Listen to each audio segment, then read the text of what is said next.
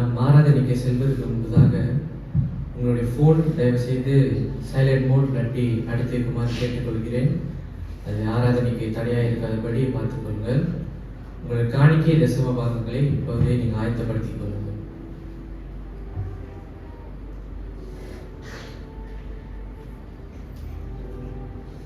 ஒரு நிமிடம் கண்களை மூடி தேவன் நமக்கு செய்த நன்மைகளை நினைத்து நாம் நன்றி செலுத்தி ஜெபித்துக் கொள்வோம்.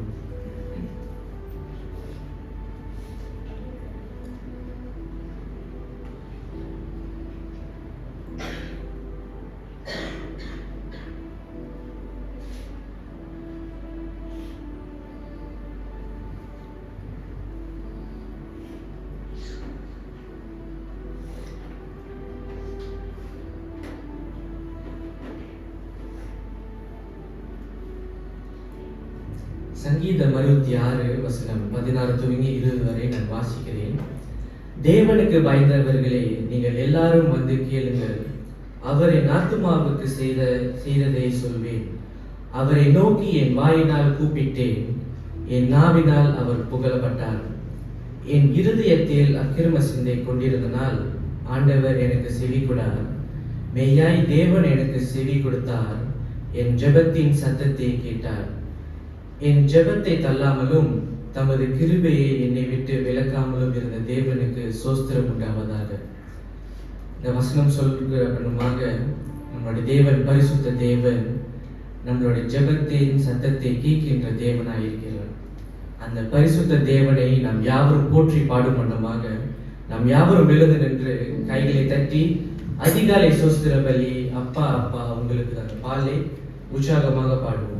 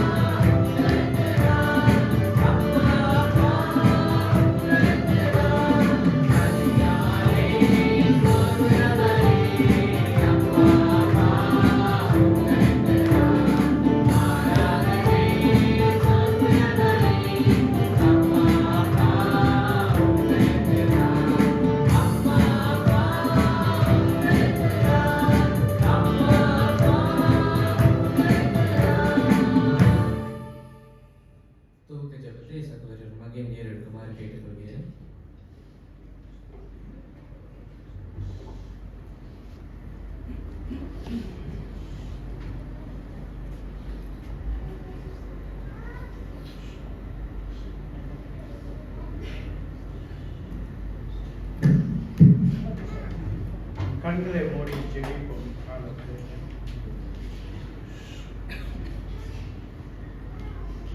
அதிகாலையில் ஸ்தோத்திர பலி செலுத்தத்தக்கதாக எங்களை ஒவ்வொருத்தரையும் நீர் அழைத்து வந்த தெய்வக்காக ஸ்தோத்திரிக்கிறோம் ஆண்டவரே. ஆண்டவரே, இந்த நாளை காணும்படியாக எங்களுடைய ஆயுசை நீ கூட்டி கொடுத்த தெய்வக்காக ஸ்தோத்திரிக்கிறோம் ஆண்டவரே. கடந்த நாட்களில் எங்களை அருமையாக நீர் எங்களை வழிநடத்தி வந்த தெய்வக்காக உமக்கு நன்றி செலுத்துகிறோம் ஆண்டவரே. எங்களுடைய போக்கிலையும் வரத்திலையும் உடைய காக்கும் கரம் இருந்ததுக்காக ஸ்தோத்திரிக்கிறோம் ஆண்டவரே. எங்களுடைய தேவைகளாக நீ சந்தித்து வந்த தெய்வக்காக நன்றி செலுத்துகிறோம் ஆண்டவரே. ஆண்டவரே, உண்ண உணவு, உடுத்த உடையும், உறங்க இடமும் நீ தந்து வருகிறேன். சரீரத்திலே பலவீனமாக இருந்தாலும் நீர் பலத்தை தந்து இந்நாளை காணும்படியாக, இந்நாளிலே உடைய ஆலயத்திலே நிற்கும்படியாக எங்களை நீர் அழைத்து வந்த தெய்வக்காக ஸ்தோத்திரிக்கிறோம் ஆண்டவரே. ஆண்டவரே, உடைய சமூகத்தில் நிற்கிறோம், பாவிகளாக நிற்கிறோம் ஆண்டவரே. எங்களுடைய குற்றம் குறைகளை தயவாய் மன்னித்து நாங்கள் ஏறெடுக்கின்ற இந்த ஆராதனை நீர் ஏற்றுக்கொள்ள வேண்டும் என்று செபிக்கிறோம் ஆண்டவரே. ஆண்டவரே, தேவ செய்தியை கொடுக்கின்ற உடைய ஊழியக்காரருக்காக செபிக்கிறோம். அவர் வாயின் வழியாக உடைய வார்த்தை புடனிட அவரை நீர் வழிநடத்த வேண்டும் என்று செபிக்கிறோம் ஆண்டவரே. ஆண்டவரே, கேட்கிற நாங்கள் ஒவ்வொருத்தரும் ஆண்டவரே எங்கள் எண்ணங்களும் செவிகளை நீர் திறந்து அருள வேண்டும் என்று செபிக்கிறோம். பாடல் நடத்துகின்ற சுராஜுக்காக செபிக்கிறோம் ஆண்டவரே. அவர் மேலேயும் உடைய கிருபை இருந்து வழி நடத்தும், நல்ல மாதிரி பாட்டு நடத்த குரல் பலனை தந்து ஆண்டவரே அவரோடு நாங்கள் சேர்ந்து பாட மனசார உம்மை துதிக்க ஆண்டவரே இசை கருவி வாசிக்கின்ற பிள்ளைகளுக்காக செபிக்கிறோம் ஆண்டவரே. ஒரு மேல உடைய கிருபை இருக்க வேண்டும் என்று ஜெபிக்கிறோம். நேர்த்தியாக உமக்கு பிடித்த மாதிரி அவர்களும் வாசிக்க அவர்களுக்கு கிருபை தர வேண்டும் என்று ஜெபிக்கிறோம் ஆண்டவரே. காணிக்கை எடுக்கிற பிள்ளைகளுக்காக ஜெபிக்கிறோம், காணிக்கை கொடுக்கிற எங்களுக்காக ஜெபிக்கிறோம். மனசார கொடுக்க நீ செய்த நன்மைகளை நினைத்து அதன் வழியாக நாங்கள் கொடுக்கத்தக்கதாக நீர் எங்களுடைய காணிக்கை ஏற்றுக்கொள்ள வேண்டும் என்று ஜெபிக்கிறோம் ஆண்டவரே. வேதத்தை வாசிக்கின்ற பிள்ளைகளுக்காக ஜெபிக்கிறோம், அவர்கள் மேலேயும் உடைய கிருபை இருக்க வேண்டும் என்று ஜெபிக்கிறோம். வசனத்தை தெளிவாக நேர்த்தியாக பேச அவர்களுக்கு கிருபை தர வேண்டும் என்று செபிக்கிறோம். தொடர்ந்து இந்த ஆராதனை உடைய பால் ஒப்படைக்கிறோம் ஆண்டவர். ஆரம்பத்திலிருந்து இறுதி வரைக்கும் உமக்கு நேர்த்தியாக உமக்கு பிடித்த மாதிரி நாங்கள் ஆராதனை செய்ய எங்களுக்கு கிருபை தர வேண்டும் என்று இயேசுவின் நாமத்தில் ஜெபிக்கிறோம் நல்ல பிதாவே. அமருங்கள். நாம் இன்னொரு பாலியம் பாடுவோம். மனம் திறந்து தேவ மகிமை.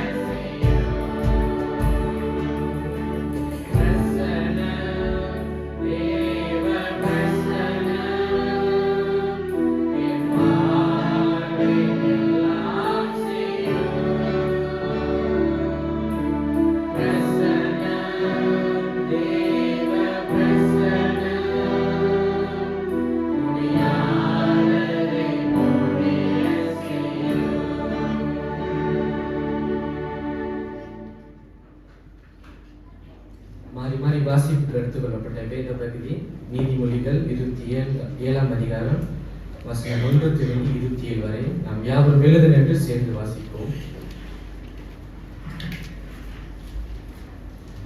நீதிமொழிகள் 27ஆம் அதிகாரம் 1 27 வரை. நீதிமொழிகள் 27ஆம் அதிகாரம் 1 27 வரை. முதல் வசனம் நான் வாசிக்கிறேன், இரண்டாம் வசனம் சபையார் வாசிக்க முடிக்கிறேன். 1ஆம் வசனம். நாளைய தினத்தை குறித்து பெருமை பாராட்டாதே, ஒரு நாள் பிறப்பதே அறியாயே.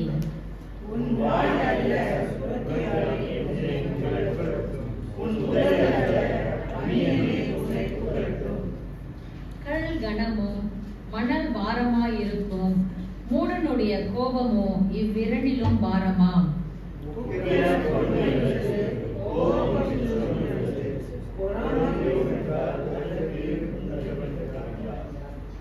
மறைவான சிநேகிதனை பார்க்கிலும் வெளிப்படையான கடிந்து கொள்ளுதல் நல்லது.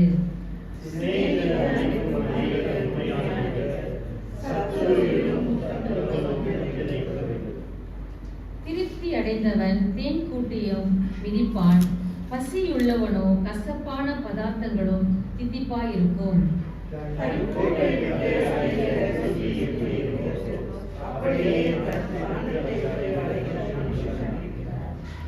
பரிமள தைலமும் சுகந்த தூபமும் இருதயத்தை களிப்பாக்குவது போல ஒருவனுடைய சிநேகிதன் உட்கருதலான ஆலோசனையினால் பாராட்டும் இன்பமும் களிப்பாம்.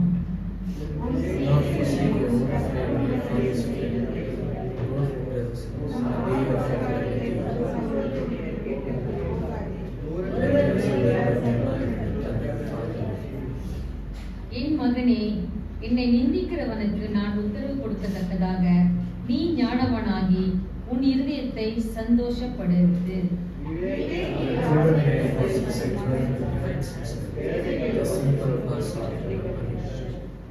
அந்நியனுக்காக பிணைப்பனவனுடைய வஸ்திரத்தை எடுத்துக்கொள், அந்நிய ஸ்திரீக்காக ஈடு வாங்கிக்கொள்.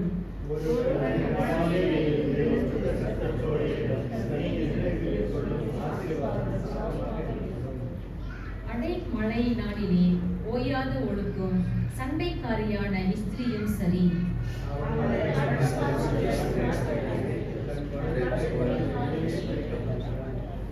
இரும்பை இருப்பு கருக்கிடும், அப்படியே மனுஷனும் தன் சிநேகிதனுடைய முகத்தை கருக்கிறான்.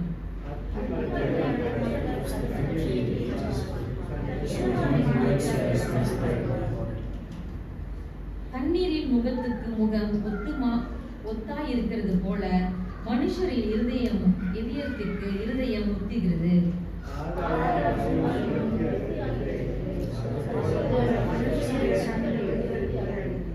வெள்ளிக்கு குகையும் புண்ணுக்கு புடமும் சோதனை, மனுஷனுக்கும் அவனுக்கும் உண்டாகும் புகழ்ச்சியே சோதனை.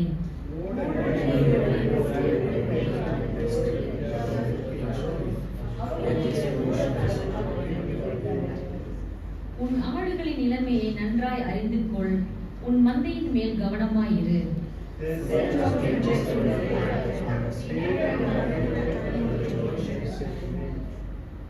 புல் முளைக்கும், பட்சிகளை தோன்றும் மலை பூண்டுகள் சேர்க்கப்படும்.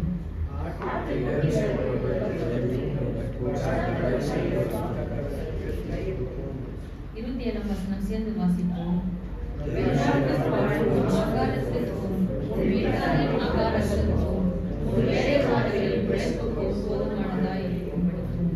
தேவன் தாமே இந்த வசனத்தை ஆசீர்வதிப்பாராக. அமருங்கள். இயேசு கிறிஸ்துவின் இனிய நாமத்திலே உங்கள் யாவரையும் லுத்திராம் காலை ஆராதனைக்கு வரவேற்கிறோம். தேவன் நம்ம இன்னொரு வாரம் ஆராதனைக்கு கூட்டிட்டு வந்திருக்கிறார். நம் ஆண்டவருக்கு நன்றி செலுத்துவோம். இன்றைக்கும் விசேஷமாக நம்ம மத்தியில் பிரதர் சைமன் ஜாய்ஸ் அவங்க குடும்பத்தினரும் பிரதர் சுதர் ஷானி அவங்க குடும்பத்தினரும் நம்ம மத்தியில் வந்திருக்காங்க. அவங்களுக்கு நம்மளோட சிறப்பு வரவேற்பு. தேவன் உங்களை ஆசீர்வதிப்பாராக. நம் காணிக்கை தசமபாகம் எடுக்கிறதுக்கு முன்பதாக இந்த பாலை நாம் பாடுவோம். அன்பு கூறுவேன் இன்னும் அதிகமாய், ஆராதிப்பேன் இன்னும் மாறுமாய்.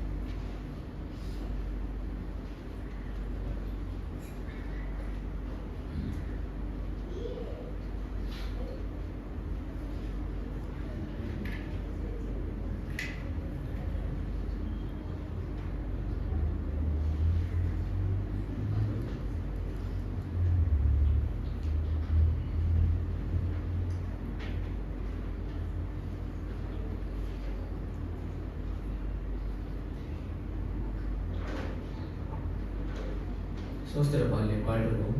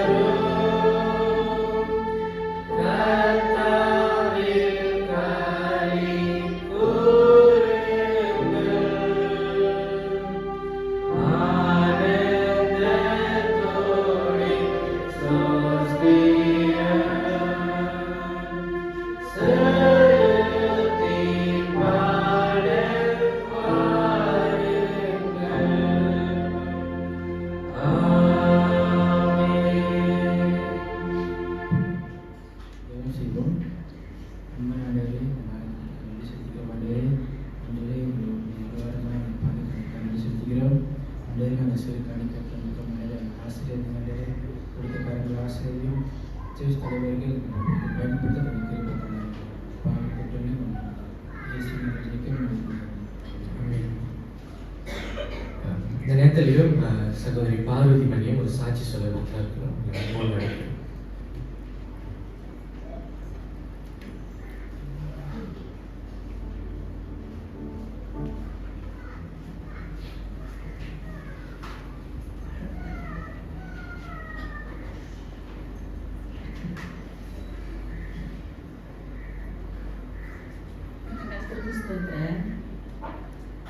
என்ன சாட்சி சொல்ல வரீங்க?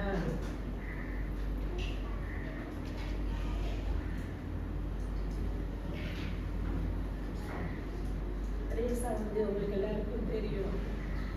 இதனால் வரைக்கும் 3 மாசம் நடந்துகிட்டு இருக்கு. HSIல கொண்டு போய் அதோட கால் பாதத்தை போய் ஆப்ரேஷன் பண்ணுவோம். அதோடு கூட தொடர்ந்து நாங்கள் கொண்டு போய் ட்ரெஸ்ஸிங்லாம் கொண்டு வந்துட்டு இருக்கோம். உங்களோட எல்லாருடைய ஜனங்களுக்காக ரொம்ப நன்றி. ஆனால் டாக்டர் ஒவ்வொரு தடவை இருக்கிறது ட்ரெஸ்ஸிங் பண்ணும்போது எங்களுக்கு ஒரு மன நிறைவு இருக்கு. ஏன்னா அது நேரம் அந்த காயங்களாம் ரொம்ப ஆறி வந்துருச்சு. இன்னும் என்னன்னா அதோட கால் பாதத்தில் அந்த எலும்புக்கு நடுவில் நீர் வெளியாகிக்கிட்டே இருக்கு. அப்போ டாக்டர் ஒரு நாள் விட்டு ஒரு நாள் வர சொன்னாங்க. அப்புறம் அன்னாடம் போகணும், ஒரு நாளைக்கு 2 தடவை போகணும்.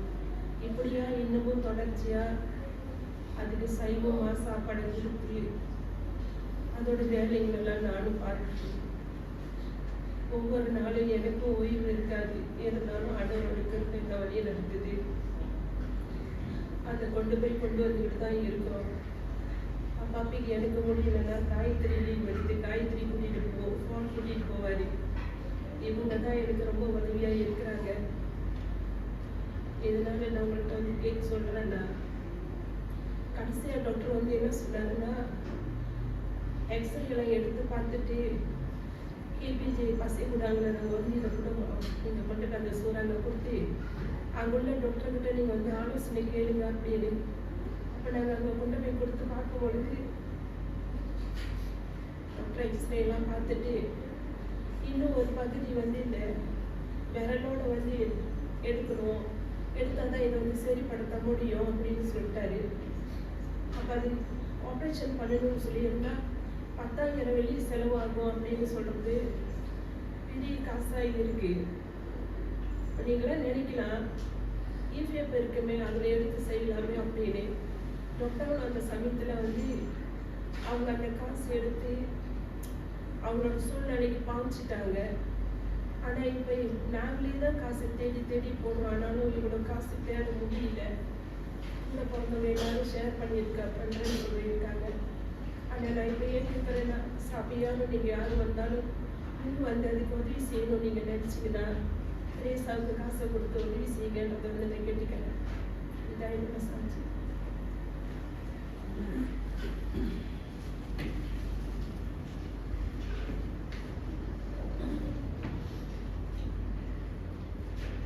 போதக ஜபத்துக்கு போகிறதுக்கு முன்பதாக நம் பாலை பாடுவோம். ஜபசிந்தியோடு பாலை பாடுவோம். கணிந்திடுவே நம் நாமத்தை பரலோக ராஜாகிலே பரிசுத்த தேவனும் பாலை பாடுவோம். இறுதி சரணம் வரும்போது நீங்கள் யாவரும் மேலும் நிற்க கேட்கணும்.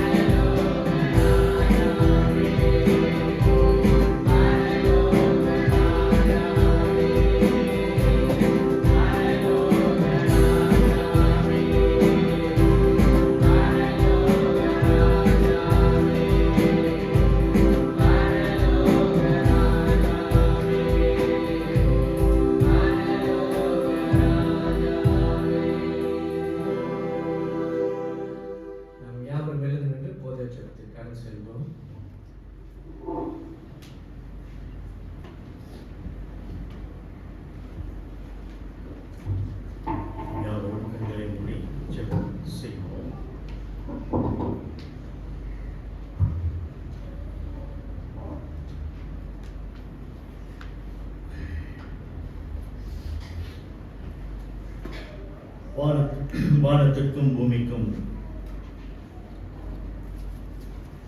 உள்ள தேவனே உம்மை நாங்கள் வாழ்த்தி வணங்குகிறோம். நீர் ஒருவரே தேவன், நீர் ஒருவரே மகத்துவம் உள்ளவர். எல்லா துதிகன மகிமைக்கும் பாத்திரமுள்ள தேவனாக இருக்கிறார். மாட்சிமை உடையவரே, மகிமை உடையவரே, உடைய நாமத்தை நாங்கள் ஸ்தோத்திரிக்கிறோம், உம்மை நாங்கள் துதிக்கிறோம். கர்த்தாவே ஸ்தோத்திரம். ஏழைகளின் பலனே, எளியவரின் திறனே, கிருபையாய் உம்முடைய ஜனங்களை கண்ணோக்கி பார்ப்பவரே, உம்மை நாங்கள் ஸ்தோத்திரிக்கிறோம். ஒவ்வொரு நாளும் உம்முடைய இரக்கங்களை நினைத்து நாங்கள் உமக்கு நன்றி செலுத்துகிறோம். உம்முடைய கிருபையை நினைத்து நாங்கள் நன்றி செலுத்துகிறோம். நாங்கள் நிர்மூலமாகாதிருப்பது உம்முடைய சுத்த கிருபைக்காக ஆண்டவரே உம்மை நாங்கள் நன்றி செலுத்துகிறோம். உம்முடைய குமாரனாகிய இயேசு கிறிஸ்துவின் மூலம் எங்களுக்கு அளிக்கப்பட்டதான இந்த இலவசமான ரட்சிப்புக்காக நன்றி செலுத்துகிறோம். ஆண்டவரே, நாங்கள் பாவிகளாய் இருக்கையில் குமாரனாகிய இயேசு கிறிஸ்துவை எங்களுக்காக சிலுவையிலே அறையப்பட்டு, எங்களுக்காக மரித்து, எங்களுக்காக அடக்கம் பண்ணப்பட்டு 3ஆம் நாள் உயிர் தெழுந்த கர்த்தராகிய இயேசு கிறிஸ்துவின் அவருடைய தியாக செயல் நிமித்தமாக உம்முடைய அன்பை எங்களுக்கு விளங்க பண்ணினே. ஆண்டவரே, உமக்கு நன்றி செலுத்துகிறோம். கர்த்தாவே, இன்றைக்கும் உம்முடைய பார்வையில கிறிஸ்து இயேசுவின் மூலம் நாங்கள் நீதிமான்களாய் நிற்க எங்களை தகுதிப்படுத்தினவரே, உமக்கு நாங்கள் நன்றி செலுத்துகிறோம். நன்றி செலுத்துகிறோம். எங்களிடத்துல எந்த ஒரு நன்மையும் இல்லை. நாங்கள் எல்லாரும் குறைவுள்ளவர்கள், பாவம் நிறைந்தவர்களாக இருக்கிறோம். ஆண்டவரே, எங்களுடைய எண்ணங்கள், சிந்தனைகள், எங்களுடைய செயல்கள் எல்லாம், இருதயங்கள் எல்லாம் ஆண்டவரே கரையப்பட்டிருக்கிறது ஆண்டவரே.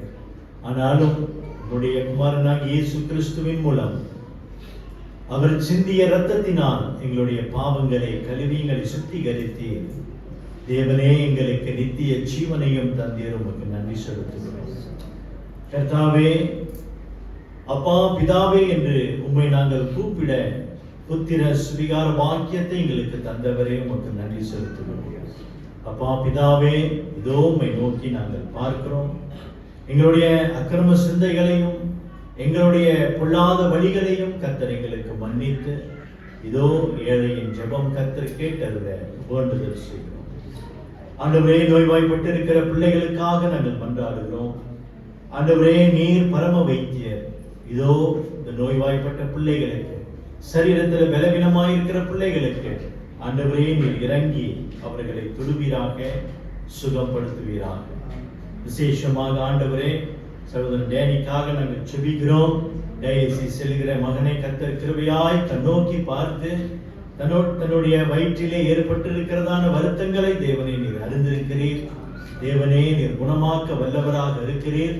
உடைய சித்தத்தின்படியே மகனை தொட்டு கர்த்தர் குணமாக்க வழிநடத்த நாங்கள் செபிக்கிறோம்.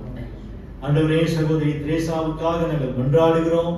இந்த சகோதரியை கர்த்தர் தொடர்ந்து கிருபையாய் கண்ணோக்கி பாரும். ஆண்டவரே, இந்த காலில் ஏற்பட்டிருக்கிறத இந்த வருத்தங்கள் ஆண்டவரே, ஒரு வார்த்தை சொல்லும் கர்த்தாவே நீ சுகமாக்க வல்லவராக இருக்கிறீர். ஆண்டவரே, அப்படியாக மகளுக்கு இறங்கி கர்த்தர் சுகம் கொடுக்க மன்றாடுகிறோம். தேவனே, எங்களுடைய கரத்தில ஒன்றுமில்லை, உம்முடைய கரத்தை மாத்திரம்தான் நாங்கள் கண்ணோக்கி பார்க்க முடியும். ஆண்டவரே, தேவனே, நீர்த்தோட நாங்கள் மன்றாடுகிறோம். ஆண்டவரே, விசேஷமாக இந்த வேளையில இந்த மருத்துவ செலவை கர்த்தாவே நீர் கண்ணோக்கி பார்க்க நாங்கள் ஜெபிக்கிறோம்.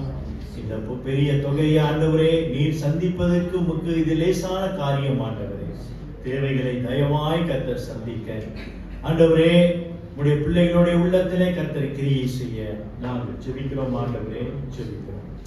ஆண்டவரே, மற்றும் பலவீனமாய் இருக்கிற ஒவ்வொரு பிள்ளைகளையும் உடைய அன்பின் கரத்திலே ஒப்புக் கொடுக்கிறோம். சகோதரி சாந்திக்காக ஜெபிக்கிறோம். சகோதரியையும் கர்த்தர் கிருபையாய் கண்ணோக்கி பார்ப்பீராக. சகோதரன் ஹென்ரிக்காக ஜெபிக்கிறோம். மகனுக்கும் கர்த்தர் தொடர்ந்து சுகம் தருவீராக. சகோதரன் ஜேடனுக்காக மன்றாடுகிறோம். சகோதரனையும் இந்த சிறுவனையும் கர்த்தர் கண்ணோக்கி பார்த்து ஆண்டவரே, இந்த கால் எலும்பு நல்லவனமாக கூடி வருவதற்காக நன்றி. அதை விரைவாய் கூடி வந்து ஆண்டவரே அடுத்த வருடம் அவன் பள்ளிக்கூடத்துக்கு போக தேவன் தாமே உதவி செய்வீராக. ஆண்டவரே, எங்கள் மத்தியில் இருக்கிற வயதானவர்களுக்காக மன்றாடுகிறேன். கர்த்தாவே, நீர் கிருபையாய் அவர்களை கண்ணோக்கி பாரும். உள்ளத்திலே பலவிதமான சோர்வுகளையும் பலவிதமான வேதனைகளையும் சுமந்து கொண்டிருக்கிற இந்த தாய்மார்களை தகப்பன்மார்களை கர்த்தர் கண்ணோக்கி பார்த்து, ஆண்டவரே நீர்தாமே அவர்களுக்கு வேண்டிய ஆறுதலையும் சமாதானத்தையும் தந்தருள வேண்டுதல் செய்கிறோம். தனிமையில் இருக்கிற இந்த பிள்ளைகளை கர்த்தர் கண்ணோக்கி பார்த்து, ஆண்டவரே நீரே அவர்களுக்கு துணை நிற்க, உம்முடைய ஆணி பாய்ந்த கரமே அவர்களை அரவணைக்க நாங்கள் வேண்டுதல் செய்கிறோம். கர்த்தாவே வேண்டுதல் செய்கிறோம். தகப்பனே, இதோ இந்த வேளையில இந்த வாரம் சனிக்கிழமை சகோதரி கோமதி அவருடைய இந்த திருமண பதிவு காரியத்துக்காக நாங்கள் வருகிறோம். தேவனே, உங்களுடைய வாழ்க்கையிலே கர்த்தர் இடைப்பட்டு ஏற்ற துணையை கர்த்தர் தந்து இப்படியாக திருமண காரியங்களிலே ஆயத்தம் செய்து கொண்டிருக்கிற இந்த மகளை கர்த்தர் கண்ணோக்கி பார்ப்பீராக. வாரம் சனிக்கிழமை கர்த்தாவே இந்த திருமண பதிவு ரெஜிஸ்டர் நல்லவனமாக ஆசீர்வாதமாக நடக்க நாங்கள் வேண்டுதல் செய்கிறோம். இந்த குடும்பத்தாரை கர்த்தர் தொடர்ந்து ஆயத்தப்படுத்த, பலப்படுத்த, ஸ்திரப்படுத்த, தேவைகளை கர்த்தர் நேர்த்தியாய் சந்திக்க வேண்டுதல் செய்கிறோம். ஆண்டவரே கர்த்தாவே, இந்த வேளையிலே அடுத்த மாதம் எங்களுடைய கிறிஸ்துமஸ் ஆராதனைகள் எல்லாம் கூட்டங்கள் எல்லாம் அன்பின் கரத்திலே நாங்கள் ஒப்புக் கொடுக்கிறோம். கேரளின் ஊழியங்கள், கிறிஸ்துமஸ் ஆராதனைகள் கர்த்தாவே நீர் பொருட்படுத்தி வழி நடத்த நாங்கள் வேண்டுதல் செய்கிறோம். அந்த நன்னாளிலே கர்த்தாவே உம்முடைய சுவிசேஷத்தை நாங்கள் வழங்கத்தக்கதாக எங்களையும் கர்த்தாவே நீர் ஆயத்தமாக்க செபிக்கிறோம். ஆண்டவரே, அடுத்த வாரம் ஞாயிற்றுக்கிழமை கம்மாஸ் திருச்சபையின் 14வது ஆண்டு நிறைவு நன்றி ஆராதனை கர்த்தர் விசேஷமாக ஆசீர்வதிப்பீராக. ஆராதனையிலே கர்த்தருடைய நாமம் மகிமைப்படட்டும். தேவ செய்தியை கொண்டு வருகிற போதகர் மணியையும் கர்த்தாவே நீர் திடப்படுத்தி, ஸ்திரப்படுத்தி, பலப்படுத்த வேண்டுதல் செய்கிறோம். இப்பொழுதும் சென்னையில ஊழியம் செய்து கொண்டிருக்கிற போதகர் மணிக்காக நாங்கள் மன்றாடுகிறோம். அவருடைய ஊழியங்களையும் கர்த்தர் ஆசீர்வதித்து 19ஆம் தேதி பத்திரமாக சிங்கை வந்து சேர தேவன் தாமே உதவி செய்வீராக. ஆண்டவரே, தாயார் ஏஞ்சலின்காக நாங்கள் மன்றாடுகிறோம். தாயை கர்த்தர் கண்ணோக்கி பார்த்து தொடர்ந்து சுகம் கொடுக்க, மீண்டுமாக உங்களுடைய ஆலயத்திலே காணப்பட தாயாருக்காக நாங்கள் சொல்லிக்கிறோம். ஆண்டவரே, இன்றைக்கும் எங்கள் மத்தியில விசேஷமாய் வந்த சகோதரர் சைமன் ஜாய்ஸ் குடும்பத்துக்காகவும் சுதன் ஷானி குடும்பத்துக்காகவும் நாங்கள் நன்றி செலுத்துகிறோம். குடும்பத்தாரை கர்த்தர் தொடர்ந்து விசேஷமாய் ஆசீர்வதித்து அவர்களை திடப்படுத்தி, பலப்படுத்தி, உம்முடைய ஊழியங்களிலே தேவன் தாமே அவர்களை இன்னும் பெரிய அளவில் எடுத்து பயன்படுத்தி உம்முடைய ராஜ்யத்தை விரிவாக்க, உம்முடைய ராஜ்யத்தை கட்ட அவர்களை கர்த்தர் எடுத்து பயன்படுத்துவீராக. ஆண்டவரே, இந்த வாரம் திருமண நாளை நினைவு கூறுகிற சகோதரர் பீட்டர் மனைவி அமுதாவுக்காக நாங்கள் நன்றி செலுத்தி செபிக்கிறோம். இந்த தம்பதியை இம்மட்டும் கர்த்தருடைய கரம் அவர்கள் மேல் இருந்து வருவதற்காக நன்றி. கர்த்தர் தாமே வருகிற காலங்களிலே இந்த தம்பதிகள் ஆண்டவரே உம்மை அறிகின்ற அறிவிலும் ஞானத்திலும் வளர, ஒருவரை ஒருவர் நேசிக்க, ஒருவருக்கு ஒருவர் கீழ்ப்படிந்து நடக்க, ஆண்டவரே கிறிஸ்துவின் ஒளியை தொடர்ந்து அவர்களுடைய இல்லற வாழ்க்கையிலும் குடும்பத்திலும் திருச்சபையிலும் வீச பண்ண நாங்கள் வேண்டுதல் செய்கிறோம். இப்போதும் ஆண்டவரே ஒரு குடும்பமாக, ஒரு திருச்சபையாக அவர்களை நாங்கள் ஆசீர்வதிக்கிறோம். ஆண்டவரே கர்த்தாவே, போன வாரம் சனிக்கிழமை எங்களுடைய இந்த செமினாரையும் கர்த்தர் ஆசீர்வதித்தீர், அதற்காக நன்றி.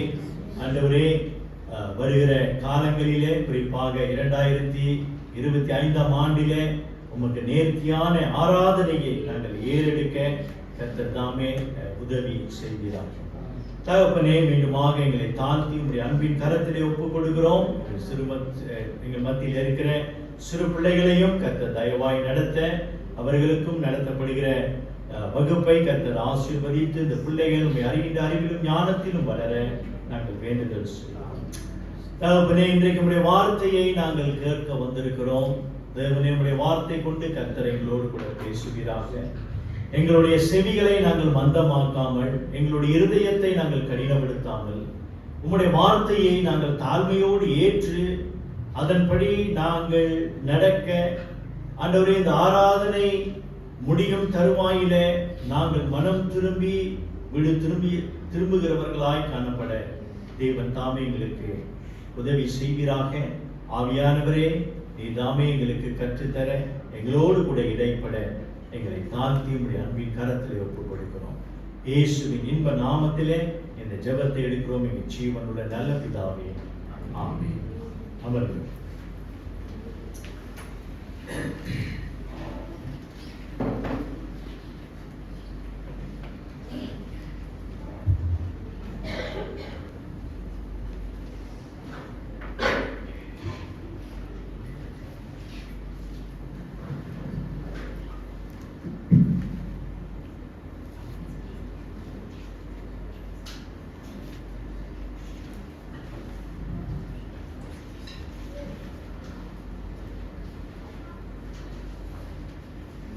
வேத வாசிப்புக்கு எடுத்துக்கொள்ளப்பட்ட வேத பகுதி 1 யோவான் 4ஆம் அதிகாரம் வசனம் 7 மற்றும் 1 யோவான் 4ஆம் அதிகாரம் வசனம் 7 மற்றும் பிரியமானவர்களே, ஒருவரில் ஒருவர் அன்பாயிருக்க கடவோம். ஏனெனில் அன்பு தேவனால் உண்டாயிருக்கிறது. அன்புள்ள எவனும் தேவனால் பிறந்து அவரை அறிந்திருக்கிறான். அன்பில்லாதவன் தேவனை அறியான், தேவன் அன்பாகவே இருக்கிறார். ஏசாயா 6ஆம் அதிகாரம் வசனம் 3, ஏசாயா 6ஆம் அதிகாரம் வசனம் 3. ஒருவரை நோக்கி, சேனைகளின் கர்த்தர் பரிசுத்தர் பரிசுத்தர் பரிசுத்தர், பூமி அனைத்தும் அவருடைய மகிமையால் நிறைந்திருக்கிறது என்று கூப்பிட்டு சொன்னார்கள்.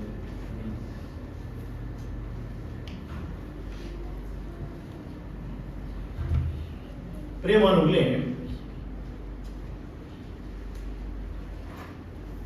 சங்கீதக்காரன்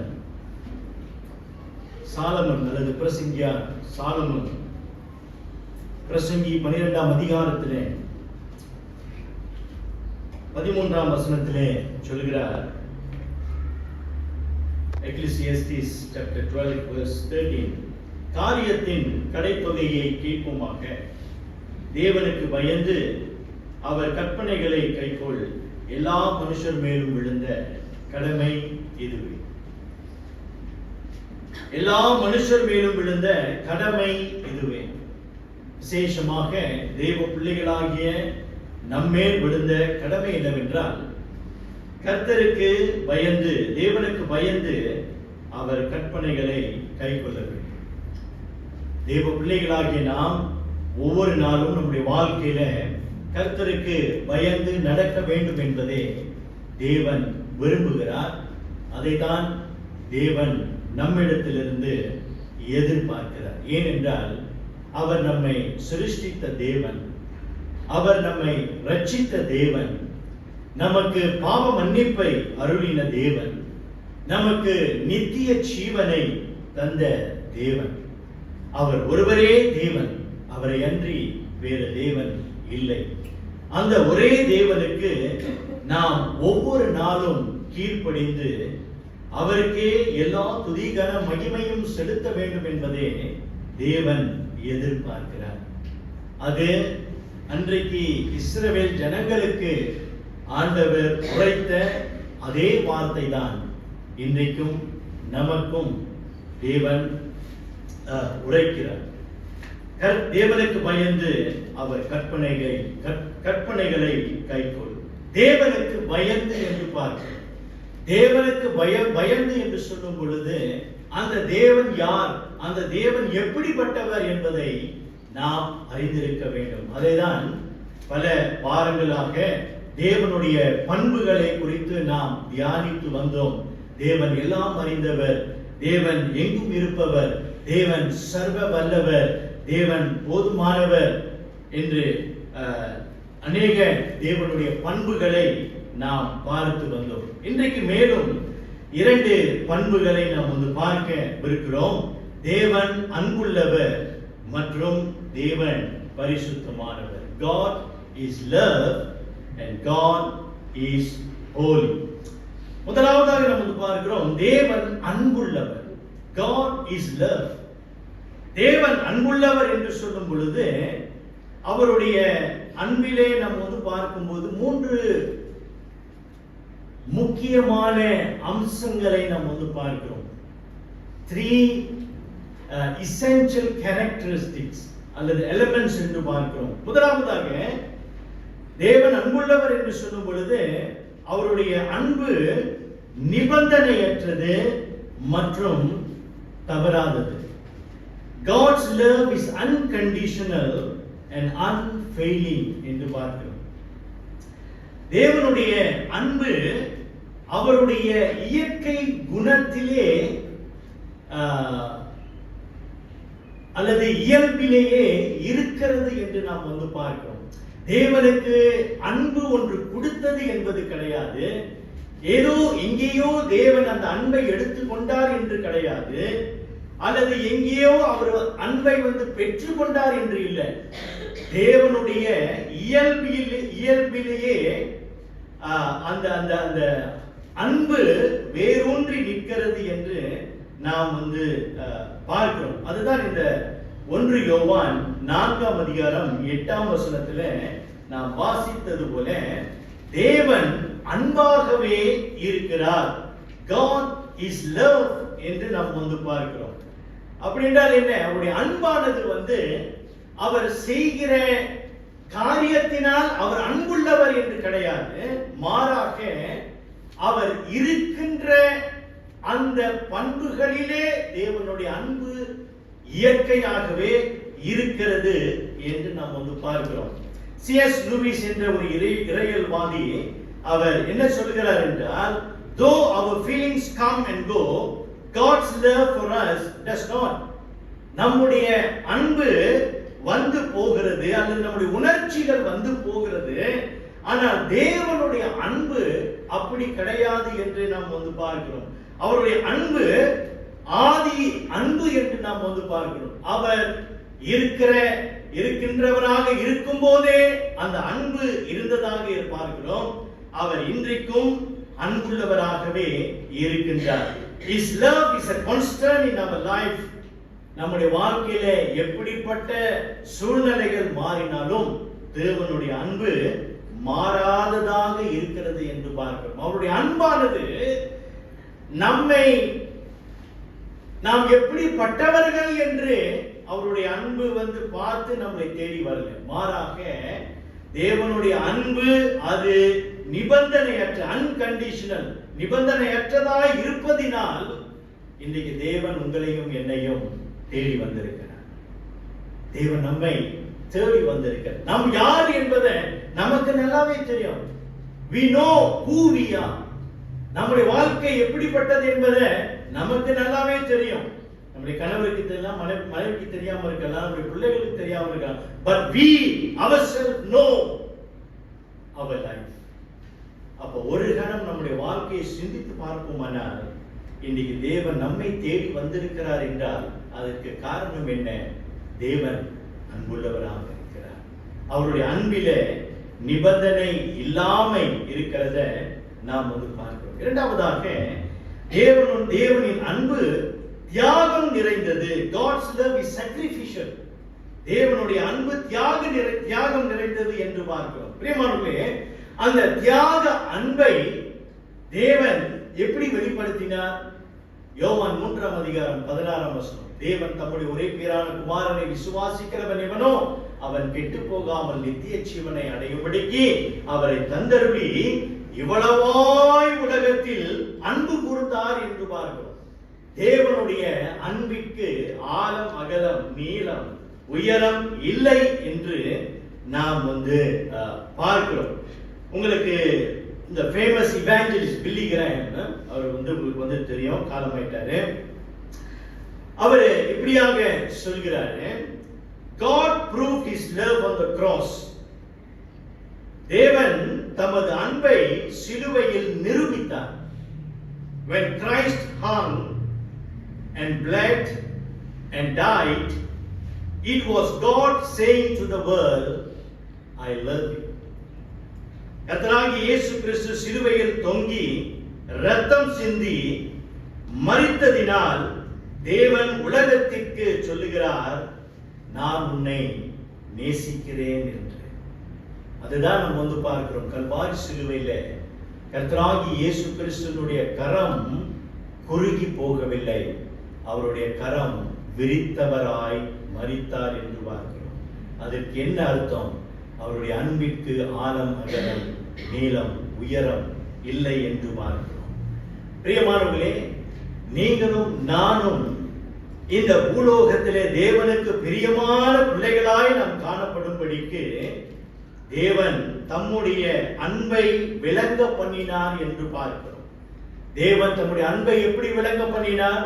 தம்முடைய ஒரே பேரான குமாரனாகிய இயேசு கிறிஸ்துவை நமக்காக ஜீவ பலியாக ஒப்பு கொடுத்தார் என்று பார்க்கிறோம். மூன்றாவதாக, God's love transforms us. தேவனின் அன்பு நம்மை மறுரூபமாக்குகிறது என்று பார்க்கிறோம். தேவனுடைய அன்பு நிபந்தனையற்றது, தவறாதது என்று பார்த்தோம். தேவனுடைய அன்பு தியாகமானது என்று பார்த்தோம். இப்போ தேவனின் அன்பு நம்மை மறுரூபமாக்குறது என்று பார்க்கிறோம். பிரியமானவர்களே, தேவனுடைய அன்பு நம்மை மறுரூபமாக்குறது என்று பார்க்கும்போது அந்த பகுதியை கவனிங்க. 1 யோவான் 4ஆம் அதிகாரம், மறுபடியும் அந்த வசனம் 7 வாசிங்க. 1 யோவான் 4ஆம் அதிகாரம் 7ஆம் வசனம்.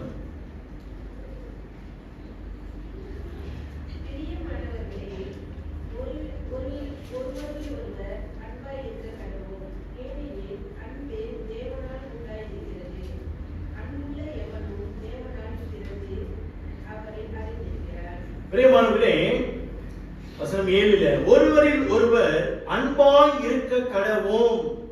We do not know love. We do not know what is love. ஆனால் கிறிஸ்துவின் அன்பு நம்மிடத்திலே வரும்போது இந்த அகாப்பே லவ் என்று சொல்லப்படுகிறது. இந்த அகாப்பே லவ் என்று சொல்லும்போது அதுல தியாக, அப்புறம் பெருந்தன்மையான அன்பு என்று அதுதான் தேவனுடைய அன்பு என்று பார்க்கிறோம்.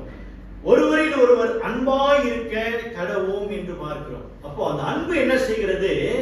அந்த அன்பு நம்மை மாற்றுகிறது என்று பார்க்கிறோம். நம்முடைய அன்பு அது யார் எவரையும் பார்க்காது. நீ இப்படிப்பட்டவன், நீ அப்படிப்பட்டவன் என்றது அது பார்க்கிறது இல்லை. தேவனுடைய அன்பு அப்படி பார்க்கிறது கிடையாது. வசதியை பார்க்காது, அந்தஸ்தை பார்க்காது. மாறாக தேவனுடைய அன்பானது சத்துருவையும் நேசிக்க வைக்கக்கூடிய அன்பாய் இருக்கிறது என்று நாம் பார்க்கிறோம். அந்த அளவுக்கு தேவனுடைய அன்பு நம்மை மாற்றுகிறது என்று நாம் பார்க்கிறோம். அந்த அன்பானது அது மனவுருக செய்கிறது, மன்னிக்க செய்கிறது. அது மாத்திரமல்ல, ஒருவருக்கொருவர் ஊழியம் செய்ய வைக்கிறது என்று பார்க்கிறோம். இதுதான் நம்முடைய தேவனுடைய அன்பு என்று நாம் பார்க்கிறோம். பிரியமானவர்களே, இப்படிப்பட்ட தேவனை வணங்கி கொண்டிருக்கிற நாம், இப்படிப்பட்ட தேவனை நம்பி இருக்கிற நாம், இப்படிப்பட்ட தேவனை ஆராதிக்கிற நாம் நம்முடைய வாழ்க்கையிலே மெய்யாகவே அவருக்கு பயந்து நடக்கிறவர்களாக நாம் காணப்படுகிறோமா? இந்த பயமும் அன்பும் இதை எப்படி நம்ம பார்க்கிறது? இப்ப பாருங்க, ஒருவர் நம்மை அதிகமாக நேசிக்கும் போது, when someone deeply loves us, ஆழமா நம்மளை நேசிக்கும் போது, அந்த நம்மை நேசிக்கிற அந்த நபரை எந்த விதத்திலேயாவது நாம் காயப்படுத்த நாம் பிரயாசப்படுவோமா? நாம முயற்சிப்போமா? நம்ம ஆசைப்படுவோமா? இல்லை. நிச்சயமாக ஒருவர் நம்மை அதிகமாக நேசிக்கும் போது நாம் காயப்படுத்த நினைக்க மாட்டோம். அதுதான் இந்த கிறிஸ்துவின் அன்பு. நம்ம பார்க்கிறோம். 1 கொரிந்தியர் 13ஆம் அதிகாரத்துல 5ஆம் வசனத்திலே நீங்கள் வாசிப்பீர்களானால், அன்பு தீங்கு நினையாது என்று நாம் பார்க்கிறோம். அன்பு தீங்கை நினைக்காது என்று நாம் பார்க்கிறோம். அப்போ அந்த அன்பு பரிசுத்தம் உள்ள அந்த தேவ அன்பு நம்ம பார்க்கும்போது நாம் மற்றவர்களை காயப்படுத்த நினைக்க மாட்டோம். அதை விட முக்கியமானது, நம்மை ரட்சித்த தேவனை நாம் காயப்படுத்த நினைக்கவே மாட்டோம்.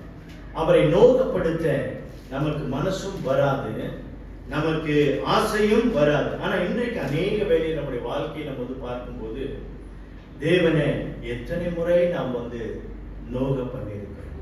பரிசுத்த ஆவியானவரை நாம் துக்கப்படுத்தி இருக்கிறோம். நம்முடைய செயல்களினால், நம்முடைய பேச்சினால், நம்முடைய எண்ணங்களினால் அவரை நாம் காயப்படுத்தி இருக்கிறோம். எந்த ஒரு நன்மையும் இல்லாத நம்ம மேல் அவர் அன்பு வைத்து நம்மை தேடி வந்தார். கரம் விரித்தவராய் நம்மை தேடி வந்த அந்த அன்புள்ள தேவனுக்கு நாம் எத்தனை முறை கீழ்ப்படியாமல் இருந்திருக்கிறோம். நாம் கீழ்ப்படியாத ஒவ்வொரு நேரமும் தேவனுடைய இருதயத்தை நாம் புண்படுத்துகிறவர்களாக காணப்படுகிறோம். பிரியமானவர்களே, கர்த்தராகிய இயேசு கிறிஸ்து அவர் நமக்காக காயப்பட்டு நமக்காக அவர் நொறுக்கப்பட்டார் என்று நாம் வந்துள்ளார். கல்வாரி சிலுவையில் 2000 வருடங்களுக்கு முன்பு அந்த காட்சியை இன்றைக்கும் நாம் நம்முடைய சிந்தையில அதை வைக்கும் போது நெஞ்சம் திகழ்கிறது. அந்த கொடூர சிலுவையின் தியாகங்கள், சிந்தைகள், அந்த எண்ணங்களை நாம் சிந்தித்து பார்க்கும் போது அது எவ்வளவு கொடூரமாய் காணப்பட்டது. எசாயா 53 அதிகாரத்திலே 5ஆம் வசனம் இப்படியாக சொல்கிறதை வாசிங்கள். எசாயா 53:5.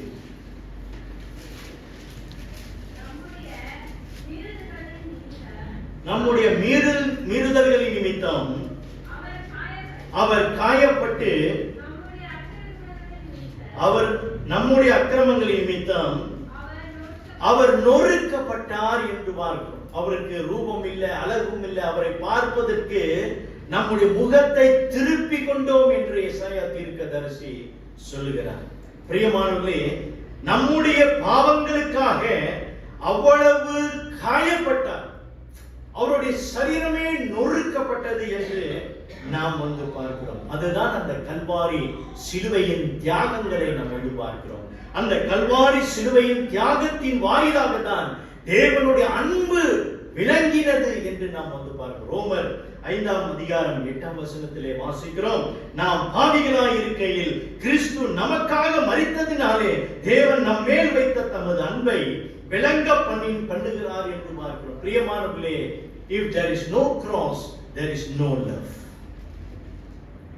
நீங்க நினைக்கலாம், நான் கிறிஸ்து இல்லாவிட்டாலும், நான் கிறிஸ்டியனை இல்லாவிட்டாலும் நான் அன்பு காட்டதான முடியும். பிரியமானவர்களே, that is fake love. அந்த அன்பில உண்மை இல்லை. கிறிஸ்துவுக்குள் இருக்கிற அந்த அன்பு மாத்திரம்தான் மெய்யான அன்பு என்று நாம் பார்க்கிறோம். அப்போ பிரியமானவர்களே, இந்த கிறிஸ்துவின் அன்பு உடையவர்கள் தேவனை காயப்படுத்தலாமா? தேவனுக்கு பயம் என்றால் என்ன? அவரை நாம் காயப்படுத்தாமல் அவருக்கு கொடுக்க வேண்டிய கனத்தை கொடுக்கிறவர்களாக இருப்பதுதான் கர்த்தருக்கு பயந்து நடப்பது என்று பார்க்கிறோம். இன்றைக்கு கிறிஸ்துவுக்குள்ள புது சிருஷ்டியாய் இருக்கிற நாம் கர்த்தருக்கு பயந்து நடக்கிறவர்களாய் நாம் காணப்படுவோமானால் இன்றைக்கு நாம் சோதித்து பார்க்கலாம். நான் இன்றைக்கு கடவுளுக்கு நான் பயந்து நடக்கிறேனா அப்படின்னு நாம் சோதித்து பார்க்கிறவர்களானால் இன்றைக்கு நீங்க எப்படி சோதித்து பார்க்கலாம்?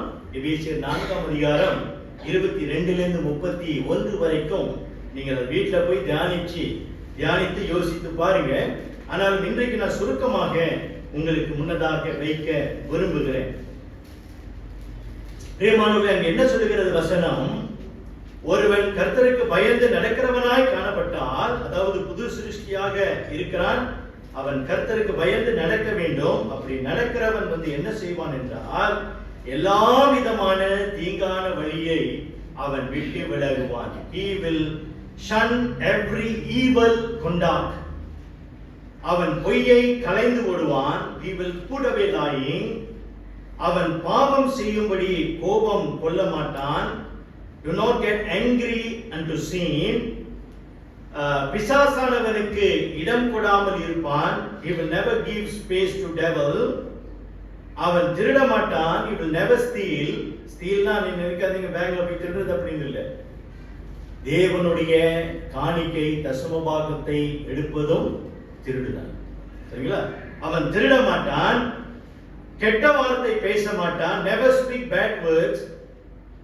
இறுதியாக ஆவியானவரை துக்கப்படுத்த மாட்டான். He will not grieve the Holy Spirit. அப்படின்னா என்ன அர்த்தம்? இதையெல்லாம் நாம் செய்யும் போது, when we grieve the Holy Spirit, when we steal, when we speak bad words, when we give space to devil, when we lie, when we get angry and sin, என்ன பார்க்கிறோம் என்றால் there is no fear of God in our life. நம்முடைய வாழ்க்கையில நாம் பொய்யை பேசுகிறவர்களானால், பாவம் செய்யும்படி கோபம் கொள்வோமானால், பிசாசுக்கு நாம் இடம் கொடுப்போமானால், திருடுகிறவர்களாய் காணப்படுவோமானால், கெட்ட வார்த்தை பேசுகிறவர்களாய் காணப்படுவோமானால், ஆவியானவரை துக்கப்படுத்துகிறவர்களாய் இருப்போமானால், தேவனுடைய பயம் நம்மளுடைய வாழ்க்கையில இல்லை என்று நாம் வந்து பார்க்கிறோம். பிரியமானவர்களே, ஒரே ஒரு கேள்வி நான் கேட்டுட்டு அடுத்த 2வது பாயிண்ட்க்கு போறேன்.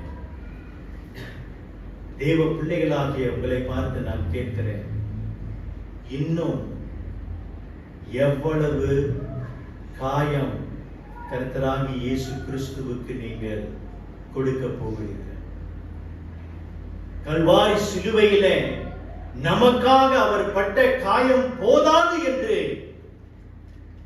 நினைத்து இன்றைக்கு இன்னும் அவரை காயப்படுத்துகிறவர்களாக நாம் காணப்படுகிறோம்.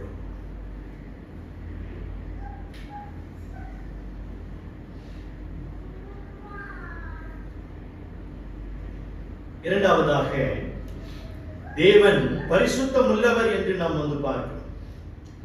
ஏசாயா 6ஆம் அதிகாரத்திலே இங்க ஒரு சம்பவம் நடக்கிறத நம்ம வந்து பார்க்கிறோம். ஏசாயா 6ஆம் அதிகாரத்துக்கு திருப்புங்க.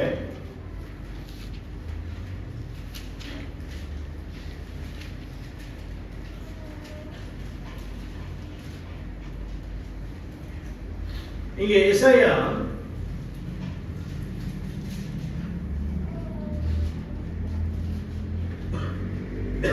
அவர் ஒரு தரிசனத்தை பார்க்கின்றார். 1ஆம் வசனத்திலே, உசியா ராஜா மரணமடைந்த வருஷத்தில் ஆண்டவர் உயரமும் உன்னதமான சிங்காசனத்தின் மேல் வீற்றிருக்க கண்டேன். அவருடைய வஸ்திர தொங்கலால் தேவாலயம் நிறைந்திருந்தது. சேராபீன்கள் அவருக்கு மேலாக நின்றார்கள். அவர்களில் ஒவ்வொருவனுக்கும் அவ்வாறு செட்டைகள் இருந்தன. அவனவன் 2 செட்டைகளால் தன் முகத்தை மூடி, 2 செட்டைகளால் தன் கால்களை மூடி, 2 செட்டைகளால் பறந்து ஒருவரை ஒருவர் நோக்கி, சேனைகளின் கர்த்தர் பரிசுத்தர் பரிசுத்தர் பரிசுத்தர், பூமி அனைத்துக்கும் அவருடைய மகிமையால் நிறைந்திருக்கிறது என்று கூப்பிட்டு சொன்னார்கள் என்று நாம் வந்து பார்க்கிறோம். பிரியமானவர்களே, எசாயா தீர்க்கதரிசி தேவனுடைய பரிசுத்தத்தை பார்க்கிறார். தேவன் சிங்காசனத்தில் அமர்ந்திருக்கிற அவர் எப்படிப்பட்டவர் என்று அவர் வந்து பார்க்கும்போது, அவர் பரிசுத்தர் பரிசுத்தர் பரிசுத்தர் என்று சொல்கிறார்.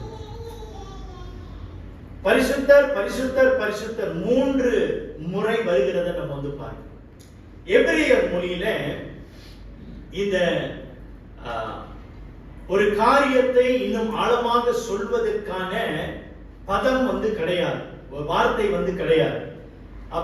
இப்ப இன்றைக்கு வந்து இப்ப பிக், பிகர், பிகஸ்ட் அந்த மாதிரி இங்கிலீஷ்ல இருக்கிற வார்த்தை வந்து எபிரேய மொழியில வந்து கிடையாது. அப்போ அந்த வார்த்தையினுடைய ஆழம், அகலம், நீளம் இதெல்லாம் வந்து வலியுறுத்துவதற்கு வெளிப்படுத்தக்கூடிய ஒரே ஒரு விதம் என்னவென்றால், அந்த ஒரே வார்த்தையை 3 முறை சொல்வதுதான். பரிசுத்தர் பரிசுத்தர் பரிசுத்தர், ஹோலி ஹோலி ஹோலி என்று சொல்லப்படுகிறது. அப்போ தேவனுடைய பரிசுத்தத்தை பார்க்கும்போது, அந்த பரிசுத்தத்தை வந்து எதற்குமே அளவிட முடியாததாக இருக்கிறது. தேவனே பரிசுத்தம் உள்ளவராக இருக்கின்றார். அது மாத்திரமல்ல பிரியமானவர்களே, அவருடைய பரிசுத்தமானது எவைகளிலெல்லாம் இருக்கிறது என்பதை கவனிங்க. God is holy in every attribute and every action. தேவன் தம்முடைய பண்புகளிலும் தம்முடைய செயல்களிலும் பரிசுத்தம் உள்ளவராக இருக்கின்றார். He is holy in justice. He is holy in love. He is holy in mercy. He is holy in power. He is holy in sovereignty. He is holy in wisdom. He is holy in patience. He is holy in anger. He is holy in grace. He is holy in faithfulness. He is holy in compassion. அவர் நீதியில், தம்முடைய நீதியிலே பரிசுத்தம் உள்ளவர், தம்முடைய அன்பிலே பரிசுத்தம் உள்ளவர், தம்முடைய இரக்கத்திலே பரிசுத்தம் உள்ளவர், தம்முடைய வல்லமையிலே பரிசுத்தம் உள்ளவர், தம்முடைய ஏகாதிபத்தியத்திலே பரிசுத்தம் உள்ளவர், தம்முடைய ஞானத்திலே பரிசுத்தம் உள்ளவர், தம்முடைய பொறுமையிலே பரிசுத்தம் உள்ளவர், தம்முடைய கோபத்திலே அவர் பரிசுத்தம் உள்ளவர், தம்முடைய கிருபையிலே அவர் பரிசுத்தம் உள்ளவர், அவருடைய உண்மைத்துவத்திலே அவர் பரிசுத்தம் உள்ளவர். பிரியமானவர்களே, அவருடைய மனதுருக்கத்திலே அவர் பரிசுத்தம் உள்ளவர். அதனால் எசாயா தீர்க்கதரிசி சொல்கிறார், அவர் பரிசுத்தர் பரிசுத்தர் பரிசுத்தர் என்று. பிரியமானவர்களே, எசாயா தேவனுடைய பரிசுத்தத்தை அவர் பார்க்கும்போது தன்னுடைய பாவத்தை அவர் பார்க்கிறார். எப்படி பார்க்கிறார் கவனிங்க. அந்த 5ஆம் வசனத்தில் அவர் சொல்கிறார் பாருங்க, அப்பொழுது நான் ஐயோ அதமானே, நான் அசுத்த உதடுகளுள்ள மனுஷன், அசுத்த உதடுகளுள்ள ஜனங்களின் நடுவில் வாசமாயிருக்கிறவன், சேனைகளின் கர்த்தராகிய ராஜாவை என் கண்கள் கண்டதே என்றான். Then said I, who is me? For I am undone, because I am a man of unclean lips, and I dwell in the midst of a people of unclean lips, for mine eyes have seen the King, the Lord of hosts. பிரியமானவர்களே, எசாயா தேவனுடைய பரிசுத்தத்தை பார்க்கும்போது தான் யார் என்பதை அவர் தன்னை பார்க்கும்போது தேவனுடைய பரிசுத்தத்திற்கும் எசாயாவுடைய பரிசுத்தத்திற்கும் வானத்துக்கும் பூமிக்கும் எவ்வளவு தூரமோ அவ்வளவு தூரமாய் இருக்கிறத நம்ம பார்க்கிறோம். நம்முடைய பரிசுத்தம் தேவனுடைய பரிசுத்தத்திற்கு ஒரு காலமும் ஒத்து போகாது என்று பார்க்கிறோம். Our holiness cannot match God's holiness in any ways. பிரியமானவர்களே, ஆகையினால்தான் எசாயா அந்த வார்த்தை சொல்கிறார், நான் அதமானேன், ஓ unto me என்று சொல்கிறார். பிரியமானவர்களே, அந்த அளவுக்கு எசாயா தன்னை மட்டமாய் தன்னை தாழ்த்துகிறத நம்ம பார்க்கிறோம். அப்போ ஆண்டவர் என்ன செய்கிறார், எசாயாவின் இடத்தில் அந்த பரிசுத்தம் இல்லாத போது ஆண்டவர் என்ன செய்கிறார், 6ஆம் வசனத்திலே, அப்பொழுது கேராபீன்களில் ஒருவன் பலிபீடத்திலிருந்து தன் கையிலே பிடித்த குழட்டால் தன் ஒரு நெருப்பு தணலை எடுத்து என்னிடத்தில் பறந்து அதனால் என் வாயை தொட்டு, இதோ இது உன் உதடுகளை தொட்டதினால் உன் அக்கிரமம் நீங்கி உன் பாவம் நிவர்த்தியானது என்றார் என்று பார்க்கிறோம். பிரியமானவர்களே, தேவனே மனிதனை பரிசுத்தமாக்க வேண்டியதாய், man cannot cleanse himself. மனுஷன் தன்னையே அவன் பரிசுத்தமாக்க முடியாது. தேவனே பரிசுத்தம் ஆக்குகிறவராக இருக்கின்றார். அப்போ எசாயா தான் யாரு, பாவியான ஒரு மனுஷன். பாவியான மனுஷன் மாத்திரமல்ல, தேவனுக்கு முன்னதாக ஒரு தீர்க்கதரிசியாக இருக்கிறார். ஆனாலும் அந்த ஊழியத்தை செய்வதற்கும் அவர் லாயக்கற்றவர் என்பதை அவர் உணர்கிறார். தேவன் எசாயாவை பார்த்து பொதுவாக கேட்கிற காரியம் என்னவென்றால், 8ஆம் வசனத்திலே, பின்பு யாரை நான் அனுப்புவேன், யார் நமது காரியமாய் போவான் என்று உரைக்கிற ஆண்டவருடைய சத்தத்தை கேட்டேன். அதற்கு நான், இதோ அடியேன் இருக்கிறேன், என்னை அனுப்பும் என்றான். எசாயா இப்போ சுத்தமாக்கப்பட்ட பிறகு ஆண்டவரை பார்த்து சொல்லுகிறார், இதோ அடியேன் இருக்கிறேன், என்னை அனுப்பும் என்றார். பிரியமானவர்களே, இந்த பரிசுத்தம் உள்ள தேவனுக்கு ஊழியம் செய்ய எசாயா லாய்க்கற்றவர். ஆனால் தேவன் பரிசுத்தமாக்கினது நிமித்தம் எசாயா என்னை அனுப்பும் என்று அவன் சொல்கிறத நம்ம பார்க்கிறோம். இன்றைக்கு இந்த பரிசுத்தம் உள்ள தேவனுடைய பரிசுத்தத்திலே நாம் பங்குள்ளவர்கள் ஆகும்படிக்கு தேவன் நமக்கு கிருபை பாராட்டி இருக்கிறார். எபிரேயர் 12:10 வாசிங்க. Hebrews 12:10.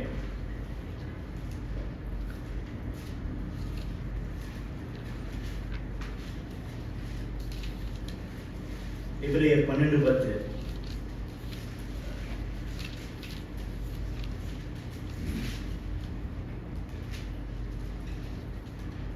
அவர்கள் தங்களுக்கு நலமென்று தோன்றினபடி கொஞ்ச காலம் சிற்றித்தார்கள். இவரோ தம்முடைய பரிசுத்தத்திற்கு நாம் பங்குள்ளவர்களாகும். இவரோ தம்முடைய பரிசுத்தத்திலே நாம் பங்குள்ளவர்களாகும் பொருட்டு நம்முடைய பிரயோஜனத்துக்காகவே நம்மை சிட்சிக்கிறார் என்று நாம் கவனிங்க. அவருடைய பரிசுத்தத்திலே நாம் பங்கு கொள்ளும்படிக்கு என்று பார்க்கிறோம். பரிசுத்தம் உள்ள தேவன் அவருடைய ஐஸ்வர்யத்திலே, அவருடைய ராஜ்யத்திலே நாம் பங்கு கொள்ளும்படிக்கு நம்மை பரிசுத்தமாக்கினார் என்று நாம் பார்க்கிறோம். அவருடைய குமாரனாகிய இயேசு கிறிஸ்துவின் திரு ரத்தத்தால் நம்மை சுத்தமாக்கினார் என்று பார்க்கிறோம். பிரியமானவர்களே, அந்த பரிசுத்த தேவனை தொழுது கொள்கிற நாம், வணங்குகிற நாம், அவரை ஆராதிக்கிற நாம் இன்றைக்கு அந்த பரிசுத்தம் உள்ள தேவனுடைய பரிசுத்த குலைச்சல் நாம் செய்யலாமா? அந்த பரிசுத்த குலைச்சல் என்றால் என்ன தெரியுங்களா? ஆங்கிலத்தில் adulterate என்றால் விபச்சாரம். இன்றைக்கு அநேக வேளையில தேவனுடைய பரிசுத்தத்தை நாம் விபச்சாரம் செய்கிறோம். எப்படி? நம்முடைய சரீரம் தேவன் தங்கும் ஆலயமாயிருக்கிறது. Our body is the temple where God dwells. 1 கொரிந்தியர் 6:19 வாசிக்கிறோம்.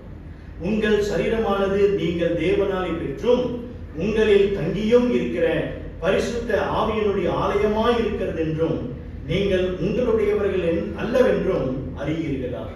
உங்களுடைய சரீரம் உங்களுக்கு சொந்தம் இல்லை, அது தேவன் கொடுத்தது. தேவன் இப்போ வாசம் செய்கிறார், பரிசுத்த ஆவியானவர் வாசம் செய்கிறார். அப்போ தேவன் கொடுத்த இந்த சரீரத்தை நாம் விபச்சாரம் செய்யலாமா? Can we adulterate the body that God has given us? தேவன் கொடுத்தது மாத்திரமல்ல, God has sanctified our body. தேவன் நம்முடைய சரீரத்தை சுத்தமாக்கினார் என்று நாம் பார்க்கிறோம். இப்ப கேள்வி என்னென்றால், நாங்க எப்படி பரிசுத்த குலைச்சலாக்குகிறோம்? How do we adulterate our body? பிரியமானவர்களே, எப்படி நம்முடைய சுய இன்பத்துக்காக இந்த சரீரத்தை நாம் பயன்படுத்துகிறோம், ஒழுக்கக்கேடான செயலில நம்மை ஈடுபடுத்துகிறோம். உங்களுடைய அந்தரங்க வாழ்க்கை எனக்கு தெரியாது. ஆனாலும் இன்றைக்கு அநேக வேளையில நம்ம பார்க்கிறோம், இந்த ஆபாச படங்கள், இந்த illicit sexual videos, pornography, இந்த ஆபாச படங்கள் எல்லாம் இன்றைக்கு டிக்டாக்லயும் சரி, ஃபேஸ்புக்லயும் சரி, யூடியூப்ல சரி, எல்லாத்துலயும் இன்றைக்கு வந்திருக்கிறத நம்ம பாருங்க. And how many times we have paused and watched? எத்தனை முறை அப்படிப்பட்ட காட்சிகள் வரும்போதெல்லாம் நாம் நிறுத்தி அதை பார்த்திருக்கிறோம்.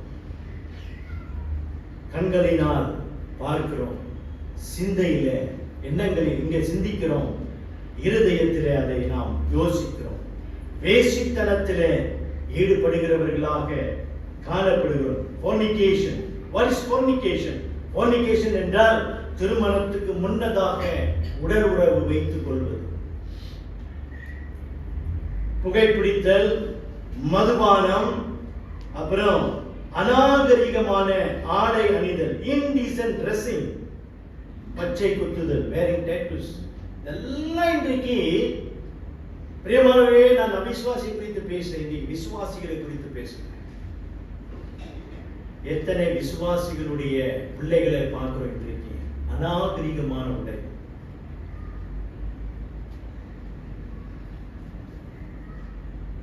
மினி ஸ்கர்ட் என்ன, உடலை காட்டிக்கிட்டு பிரியமானவர்களே,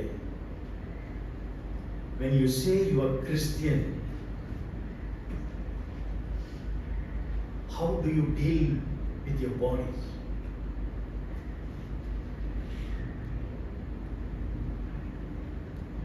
I want to enjoy life சொல்லிக்கிட்டு இன்றைக்கு நம்முடைய சரீரத்தை இந்த உலகத்திற்கு நாம் ஒப்பு கொடுத்து வாழ்கிற பிள்ளைகளாக நம்ம காணப்படுவோம். அதுதான் இந்த பரிசுத்த குலைச்சலுக்கு அர்த்தம் என்று நாம் பார்க்கிறோம். Adultering God's holiness என்று பார்க்கிறோம். பிரியமானவர்களே, 2 கொரிந்தியர் 7ஆம் அதிகாரம் 1ஆம் வசனம் வாசிங்க.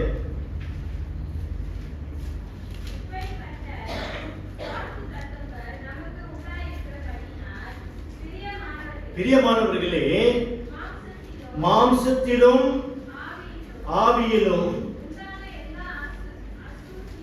உண்டான எல்லா அசுசியும் நீங்க நம்மை சுத்திகரித்துக் கொண்டு பரிசுத்தமாக்குதலை தேவ பயத்தோடு பூரணப்படுத்த கடவோம் அப்படின்னு சொல்கிறது. பாத்தீங்களா பிரியமானவர்களே, பரிசுத்தமாக்குதலை தேவ பயத்தோடு பூரணமாக்க கடவோம். நம்முடைய கடமை இன்னைக்கு என்ன தெரியுங்களா? we have to keep our body holy. பரிசுத்தம் உள்ளவைகளாய் நாம் அதை வைத்து தேவ பயத்தோடு நாம் பூரணப்படுத்த we have to perfect that holiness. அதை இன்னும் சீர்படுத்த வேண்டியவர்களாக இருக்கின்றோம். அதை இன்னும் கேடு உண்டாக்குறவர்களாக நாம் இருக்கவே கூடாது. 1900 ஆண்டுகளில் வாழ்ந்த ஒரு இவாஞ்சலிஸ்ட் ரெவன் ஹீல் என்றவர், அவர் இந்த வார்த்தையை சொல்லுகிறாரு. The greatest miracle that God can do today is to take an unholy man out of an unholy world and make him holy, then put him back into that unholy world and keep him holy in it. பரிசுத்தமற்ற ஒரு மனிதனை பரிசுத்தமற்ற உலகத்திலிருந்து வெளியே எடுத்து அவனை பரிசுத்தமாக்கி அந்த பரிசுத்தமற்ற உலகத்திலே அவனை திரும்பவும் வைத்து அதில் அவனை பரிசுத்தமாக வைத்திருப்பதுதான் இன்றைய தேவன் செய்யக்கூடிய பெரிய அதிசயம் என்று பார்க்கிறோம். பிரியமானவர்களே, நாம் அதிசயமானவர்கள். ஏன் அதிசயமானவர்கள்? ஏனென்றால் தேவன் நம்முடைய வாழ்க்கையில் அதிசயம் செய்திருக்கிறார். எது அதிசயம்? இதுதான் அதிசயம். பரிசுத்தம் இல்லாத இந்த உலகத்திலே பரிசுத்தம் இல்லாத நம்மை தேவன் வெளியே எடுத்து நம்முடைய குமாரனாகிய இயேசு கிறிஸ்துவின் இரத்தத்தினாலே அவர் சுத்திகரித்து அவர் மறுபடியும் எங்க செய்கிறார்? மறுபடியுமாக இந்த பரிசுத்தம் இல்லாத உலகத்திலே வைத்து நம்மை பரிசுத்தம் உள்ளவர்களாக அவர் தொடர்ந்து பாதுகாத்து வழிநடத்தி வருகிறார். பார்த்தீங்களா?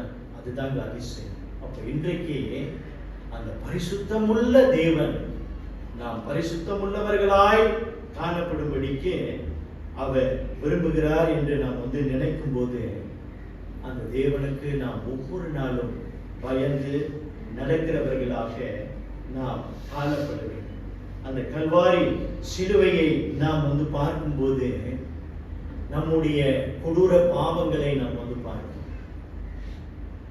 அந்த கல்வாரி சிலுவை அந்த கொடூர காட்சியை நம்ம பார்க்கும்போது நம்முடைய பாவங்களின் கொடூரத்தை நாம் பார்க்கிறோம். நம்முடைய உள்ளத்தின் அலங்கோலத்தை நாம் பார்க்கிறோம்.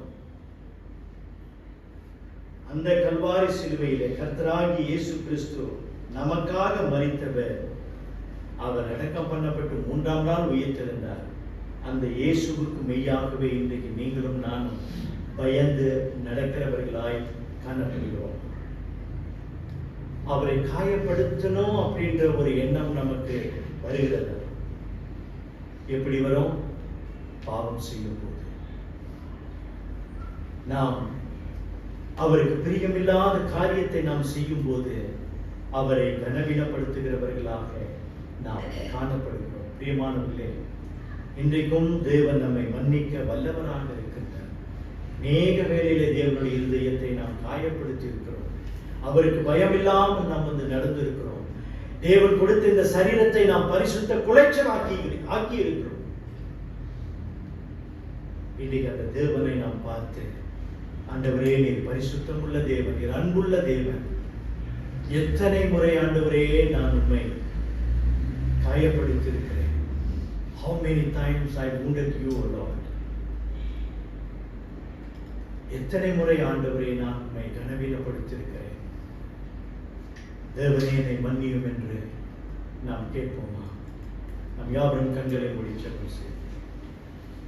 ஆண்டவரே, இதோ உங்களுடைய ஜனங்களுக்கு நீர் இறங்குகிறார். எத்தனை முறை ஆண்டவரே அன்புள்ள தேவனாகிய உம்மை நாங்கள் காயப்படுத்தியிருக்கிறோம். எத்தனை முறை எங்களுடைய மாம்சத்துக்கு இடம் கொடுத்து நாங்கள் உம்மை காயப்படுத்தியிருக்கிறோம். எத்தனை முறை கல்வாரி சிலுவையின் காட்சியை கண்டும், அந்த கொடூர காட்சியை கண்டும் ஆண்டவரே நாங்கள் உமக்கு பயமில்லாமல் வாழ்ந்திருக்கிறோமே. எங்களை தயவாய் மன்னியும் ஆண்டவரே, தயவாய் மன்னியும். இதோ உம்முடைய ஜனங்களுடைய பாவங்களை மன்னித்து அவர்கள் மேல் கர்த்தர் இரக்கமாய் இருக்கிறார்கள். இயேசுவின் நாமத்தில் ஜெபிக்கிறோம் பிதாவே. ஆமென். நாம் யாவரும் எழுந்து நின்று இறுதி பாடலுக்கு கடந்து செல்வோம்.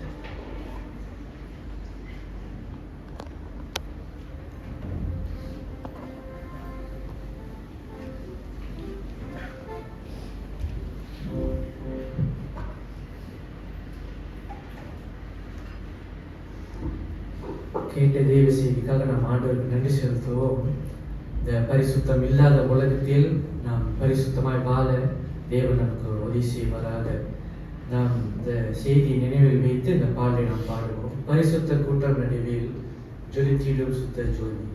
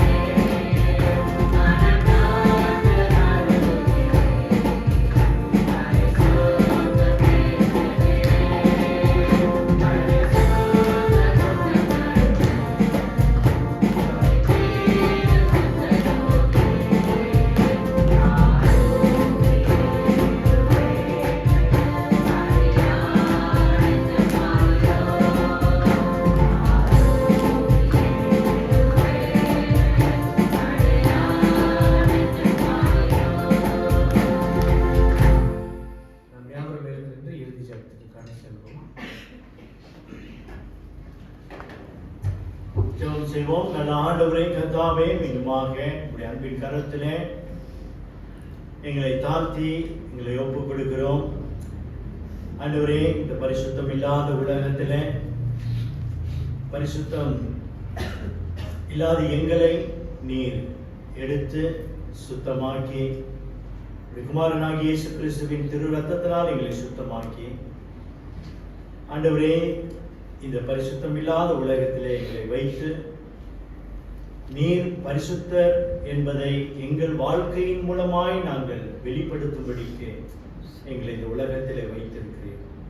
ஆனால் அநேக வேளையில எங்கள் தேவன் பரிசுத்தம் உள்ளவர் என்பதை எங்களுடைய வாழ்க்கையின் வாயிலாக நாங்கள் காட்ட தவறிவிட்டோம். ஆண்டவரே, இப்பொழுதும் எங்களை மன்னித்து தகப்பனே பரிசுத்தம் எங்களுக்கு கற்றுத்தாரும், பரிசுத்தத்திலே நடக்க எங்களுக்கு உதவி செய்ய, அன்புள்ள தேவனை நாங்கள் ஒருபோதும் காயப்படுத்தாமல் பரிசுத்தத்தையே சிந்திக்க, பரிசுத்தத்தையே நாங்கள் செய்ய, பரிசுத்தத்தையே நாங்கள் பேச தேவனே எங்களுக்கு உதவி செய்தார்.